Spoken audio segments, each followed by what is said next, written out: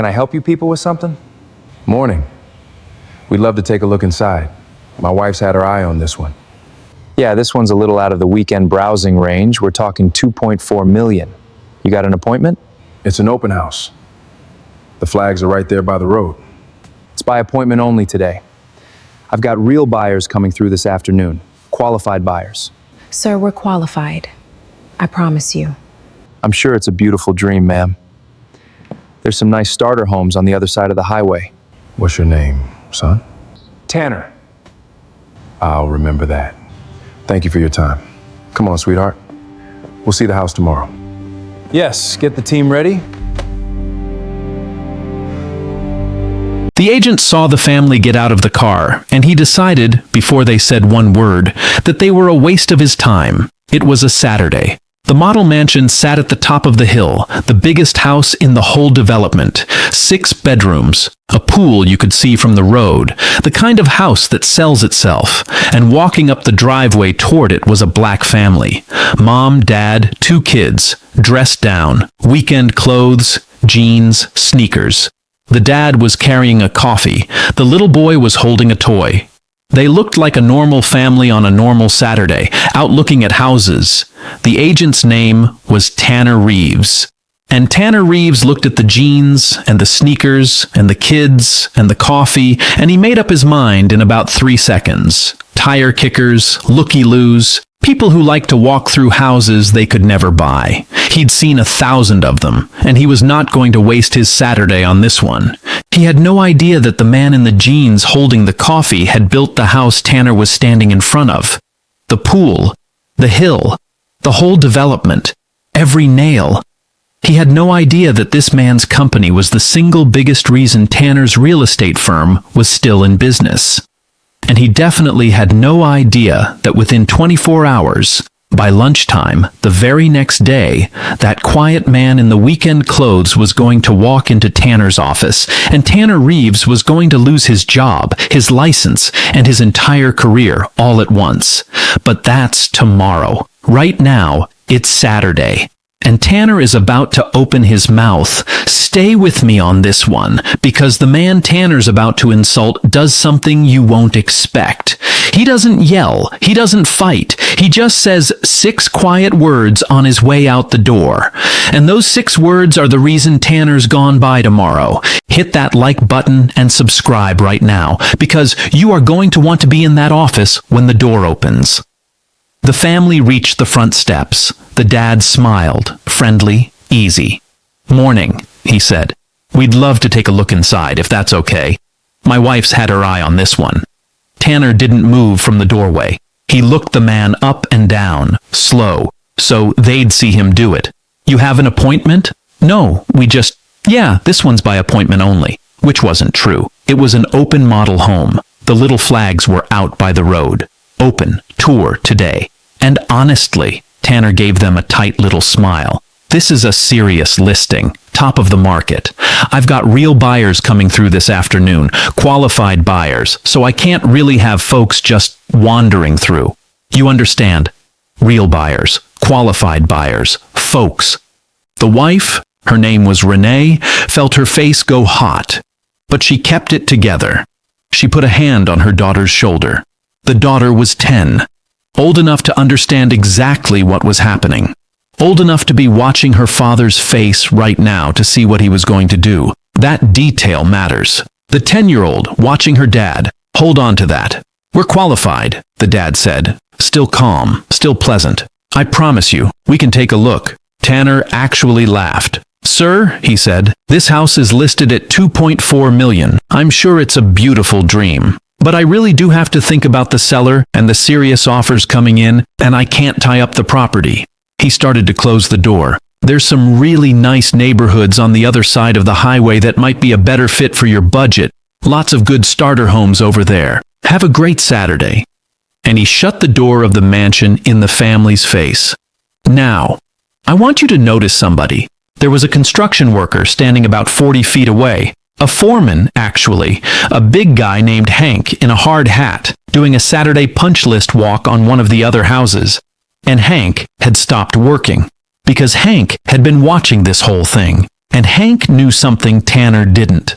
Hank knew that man. Hank had stood next to that man on this exact hill 2 years ago, when it was nothing but mud and stakes in the ground. Hank had shaken that man's hand 100 times. Hank had taken his paycheck for 3 years from that man's company. And Hank watched a real estate agent shut a door in that man's face, and Hank's stomach just dropped right out of him. He almost said something. He almost ran over. But the family was already turning around, already walking back down the driveway. And Hank figured the man could fight his own battles a whole lot better than Hank could fight them for him. Hank was right about that. He had no idea how right. Down the driveway, the little boy looked up at his dad. He was 7. He didn't fully get it. "Daddy, why can't we see the house? Mommy liked it." And here is the moment. This is the part I told you to watch for, because the dad, the man who just had a door shut in his face in front of his own children, knelt down right there on the driveway, and he looked his little boy in the eye. "You know what, buddy? We can see it another day." His voice was warm, steady, not one drop of anger in it, because his kids were watching, and he had decided a long time ago what his kids were going to learn from watching him. That man made a mistake today. He decided he knew who we were before he asked. And that's a sad way to go through life. But we don't have to be sad about it. Okay? Okay. The dad stood up. He looked back at the house on the hill one time, the biggest house in the development, the one his wife loved. And he took out his phone, and he made one short call, and the only part anybody heard was the end of it. "Yeah, Cypress Hill, the model on lot 1, tomorrow morning, my office. Bring the file." A pause. "And bring the sign-in cameras." Then he put his family in the car, and before he closed his door, he looked back up the hill at the agent who'd already forgotten him, and he said it. The 6 quiet words. "What's your name, son?" "Tanner." He nodded slowly. "I'll remember that." And he drove his family home. Who was he? Why wasn't he angry? Why did he want cameras? And what is going to happen in that office tomorrow morning? Let me take you to the next day. Because the next day is why you're here. His name was Malcolm Sinclair. And Malcolm Sinclair built Cypress Hill Estates. All of it. 40 mansions on 100 acres. The hill, the gated entrance, the man-made lake. His company, Sinclair Development, bought the land when it was a cow pasture and turned it into the most exclusive address in the county. Malcolm had walked every inch of that property in work boots. He'd argued with the framers and the plumbers and the city inspectors. He'd built that house on lot 1, the one Tanner wouldn't let him into with his own crews, to his own standards, down to the molding. And here's the part that turns the knife. The real estate firm Tanner Reeves worked for, Hawthorne Realty, they had one job that mattered. Their whole year, their whole business, was built on the exclusive contract to sell the homes in Cypress Hill Estates, Malcolm Sinclair's homes. Hawthorne Realty existed that year because of Malcolm Sinclair. Every commission, every paycheck, including Tanner's, flowed downhill from the man Tanner shut the door on. So when Malcolm said folks like you might be happier across the highway, he was saying it to the man who signed the deal that kept the lights on at Tanner's office. But Malcolm didn't lead with any of that on Saturday. That's the thing you have to understand about Malcolm Sinclair. He never led with it. He didn't drive a flashy car. He didn't wear the watch. He liked to move through the world quietly, in his weekend clothes, with his family, like a regular man, partly because that's just who he was, and partly because, every now and then, moving quietly let him see how his own people treated a regular family when they didn't know anyone important was watching. On Saturday, he'd found out. And there was one more thing. The reason his wife loved that house on the hill so much. The reason they were there at all. They weren't just touring, they were buying. Renee had fallen in love with Lot 1, the showpiece, the most expensive house in the whole development, and they were going to buy it, for their family, as their home, cash. So let's add it all up. Tanner Reeves shut the door on the man who built the house. The man whose company kept Tanner's firm alive. and the man who was about to write a check for the single biggest sale of Tanner's entire year, 3 strikes, in one Saturday, with his kids watching. And Malcolm Sinclair drove home, and he tucked his kids in, and he did not lose 1 minute of sleep, because he knew exactly what Monday morning, Sunday morning the next day, was going to look like. Tanner Reeves got to the office at 9. He was in a good mood. He'd had a couple of showings on Saturday, the afternoon qualified buyers who, by the way, didn't make an offer on anything. He grabbed a coffee. He sat down at his desk. He had no memory at all of the family on the hill. None. They were already gone from his mind. That's how little they'd mattered to him. At 9:40, the owner of the firm walked in. Her name was Sharon Hawthorne. She'd built Hawthorne Realty over 20 years, and she did not come into the office on a Sunday, ever. So the whole floor noticed when she did. She walked fast. Her face was gray. She was holding a folder, and behind her came 2 people. A man in a suit who turned out to be the company's lawyer, and a young assistant named Bianca, who Tanner barely knew. Sharon stopped at the middle of the floor. "Tanner, my office, now!"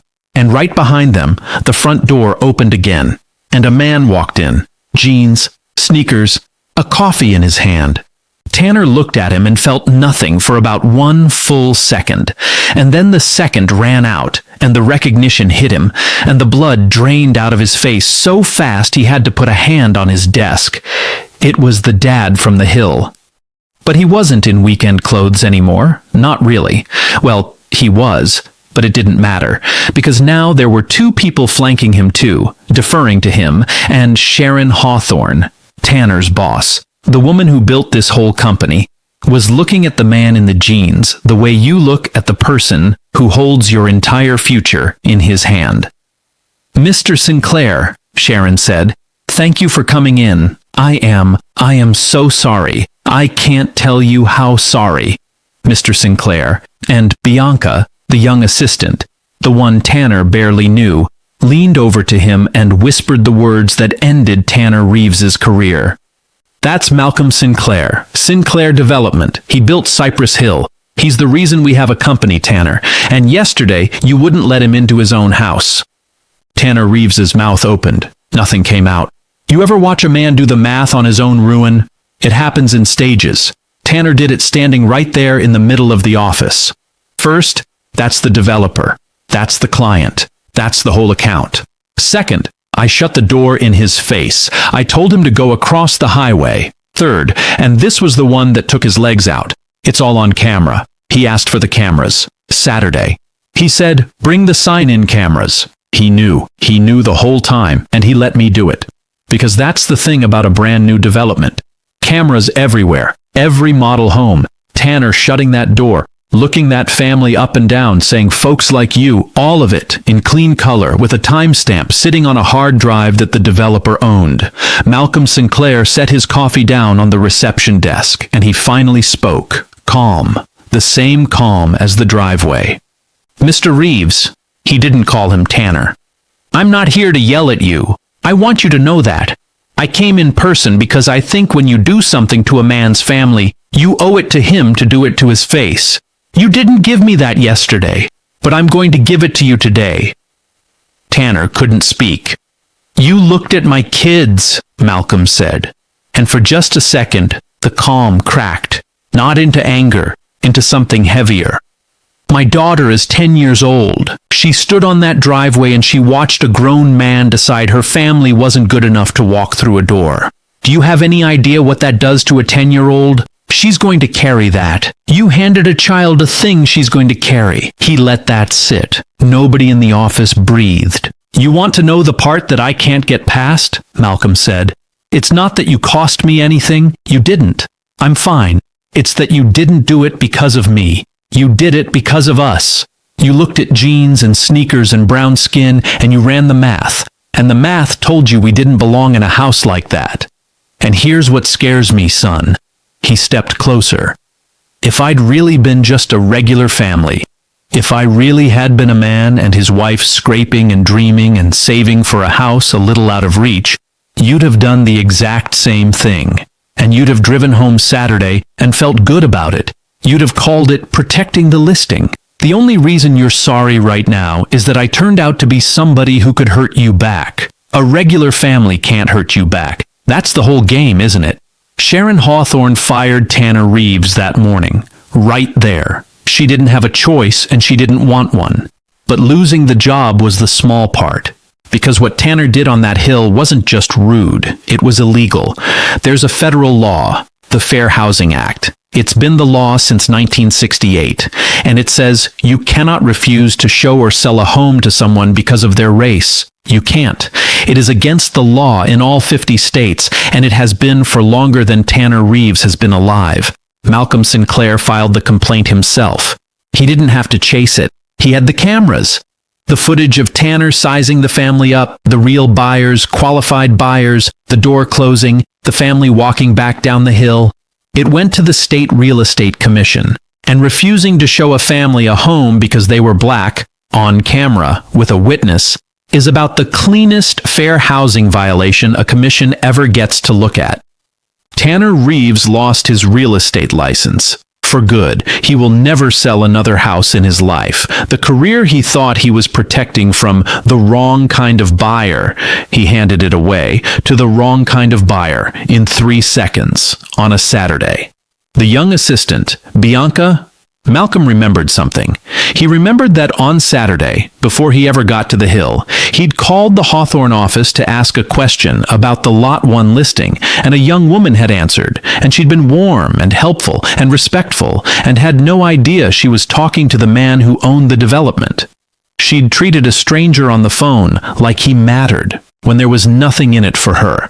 Malcolm Sinclair bought the house on Lot 1, $2.4 million. Cash, the biggest sale of the year, and he asked specifically that the commission go to Bianca. A junior assistant who'd never closed a deal in her life made more money on that one sale than Tanner Reeves made in 2 years. For the simple, rare act of being decent to someone before she knew if it would pay off. It turned out it paid off more than she could have dreamed. Bianca's a full agent now. The Sinclairs were her first clients. They send her every friend they have. That's the thing nobody tells you. The way you treat people when you think nobody important is watching. That is your career. That's the whole thing. Tanner thought the important people were the ones in nice clothes. Bianca treated everybody like they were important. One of them got fired and lost his license. The other one got handed the best year of her life. Same office, same Saturday, different hearts. The Sinclairs moved into the house on the hill that spring. The big one. Lot 1.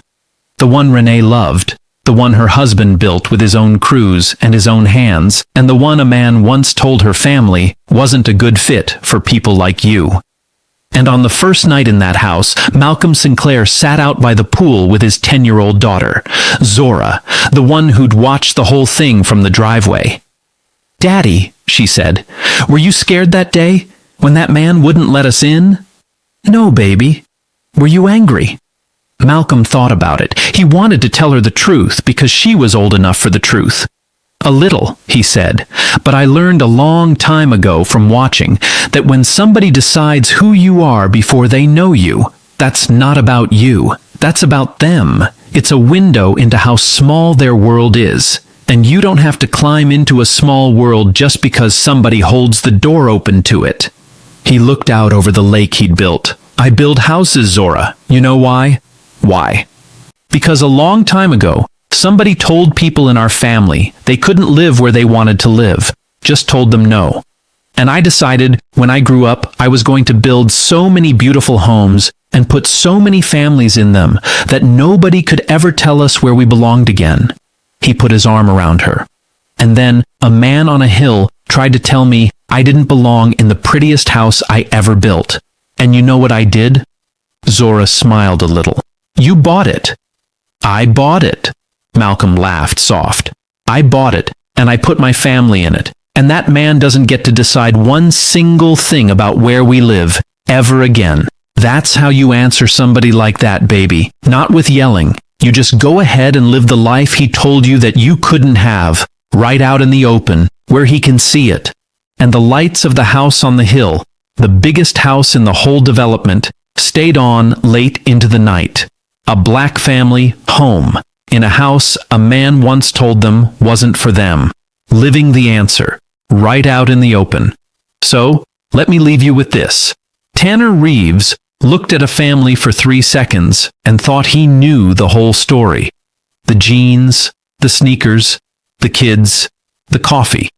He ran the math, and the math was wrong, because the math is always wrong, because you cannot read a human being's life off of their Saturday clothes. And I want you to really sit with how close it came to working. If Malcolm Sinclair had been exactly who Tanner assumed, a regular dad, a regular family, dreaming a little above their means, Tanner would have won. The door would have stayed shut, and that family would have driven home with nothing but the sting of it, and Tanner would have felt good about his Saturday. The only reason there's a story here at all is that Tanner picked the one man who could fight back. But here's what should keep you up tonight.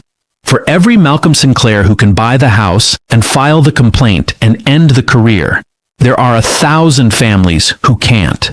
1,000 doors getting shut on people who'll never get the camera footage, never get the apology, never get the keys. The Tanners of the world are mostly winning, quietly, every single day, on the families who can't hurt them back. You don't fix that by being rich enough to buy the house. You fix it by being the kind of person who opens the door before you know who's standing there, when there's nothing in it for you, like Bianca did on the phone to a stranger. So tell me, down in the comments, and be honest, have you ever been the family on the driveway? Have you ever had a door shut on you over how you looked that day, and did they ever find out how wrong they were? Or flip it around? Have you ever caught yourself doing the 3-second math on somebody and stopped and opened the door anyway? Tell me, the honest ones. We've all stood on both sides of that door. And if this one got you, if you felt it when Malcolm knelt down on that driveway in front of his kids, hit that like button, subscribe, and turn on the notifications, because the next story's already built and waiting, and the door's open. But before you go, this week, somebody's going to walk up to a door you're standing at. Maybe a real one. Maybe just the door of your attention, your respect, your time. And they're going to be dressed wrong, or look wrong, or show up at the wrong moment. Open it anyway. You never know who you're about to turn away. I'll see you in the next one.